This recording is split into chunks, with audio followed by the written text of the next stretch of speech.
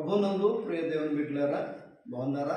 ఈ ఉదయకాల సమయంలో మీ అందరికీ కూడా ప్రభువైన యేసుక్రీస్తు నామములో ప్రత్యేకమైన వందనాలు, శుభాలు తెలియజేస్తున్నాం. మారుదిన ప్రార్థన కార్యక్రమాన్ని వీక్షిస్తూ ఆత్మీయంగా బలపడుతున్న మీరందరూ కూడా మరి దివ్యమైన వర్తమానాల చేత బలపడుతున్నారని విశ్వసిస్తూ ఉన్నాం. మరి మీ పిల్లల్ని, మీ కుటుంబంలో ఉన్న ప్రతి ఒక్కరిని కూడా మోకరింపు చేసి చక్కగా ప్రార్థనలో పాల్గొనేలాగా చేయండి. దేవుడు తప్పకుండా దీవిస్తాడు. ఫలించాలి అని అంటే చూడండి ఏం చెప్తుందో. యోహాను సువార్త 15వ అధ్యాయము 5వ వచనం, ద్రాక్షావల్లిని నేను, తీగలు మీరు. ఎవడు నా యందు నిలిచిండునో, నేను ఎవరి యందు నిలిచిండునో వాడు బహుగా ఫలించును. అర్థమైందా? ఫలించాలంటే ద్రాక్షవల్లిని నేను, తీగలు మీరు. ఎవడు నా యందు నిలిచిండునో, నేను ఎవరి యందు నిలిచిండునో వాడు బహుగా ఫలించును. దేవుని యందు నిలిచి ఉండాలి.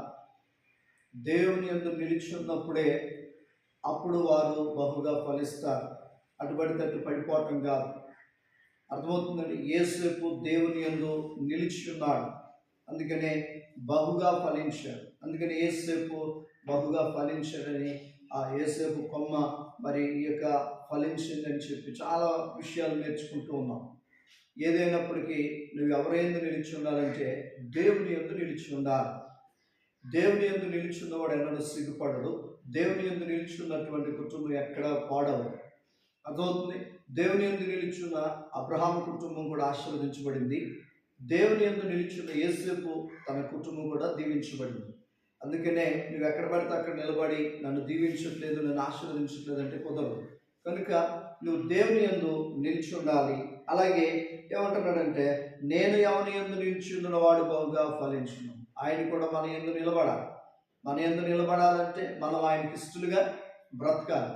అప్పుడే దేవుడు మన కార్యం చేస్తాడు. ప్రియ తమ్ముడా, ప్రియ చెల్లి, నువ్వెవరి యందు నిలిచి ఉంటున్నావు? పాపం ఎందా, దేవుని ఎందా? దేవుని యందు నిలబడు, దేవుడు నిన్ను బహుగా ఫలింపజేస్తాడు. కళ్ళు మూసుకుందాం.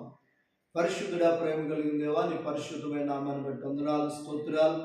ఈ ఉదయకాల సమయంలో మీ యందు మేము నిలబడి మీ మాటలు మా యందు నిలిచి ఉన్నట్లుగా సహాయం చేయండి. అలాగన బహుగా ఫలిస్తారని చెప్పినట్లుగా మేము ఫలించినట్లుగా మీరు మమ్మల్ని ఆశీర్వదించమని, ఈ ఉదయం అంతా కూడా మీరు తోడయండి. రాత్రి మరలా మేము నిన్ను స్తుతించే భాగ్యం ఇవ్వమని యేసు నామములో అడుగుచున్నాము తండ్రి.